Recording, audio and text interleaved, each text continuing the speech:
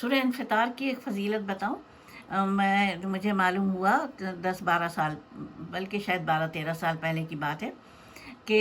بحری قزاقوں نے جہاز کو یرغمال بنا لیا ہے، اور اس پر ایک ہندوستانی تھا جو ورکر تھا، اور سی مین، اور باقی پاکستانی تھے، اور وہ بہت بھاری تاوان مانگ رہے تھے جو کہ دینے کی کسی میں بھی ہمت نہیں تھی، کوئی ہمت نہیں کر پا رہا تھا، اتنا بھاری تاوان تھا۔ تو میں نے پھر سب سے آن لائن ہی میں نے کہا کہ سب مل کے 70 مرتبہ سورہ انفطار پڑھیں۔ سورہ انفطار پڑھا گیا 70 مرتبہ،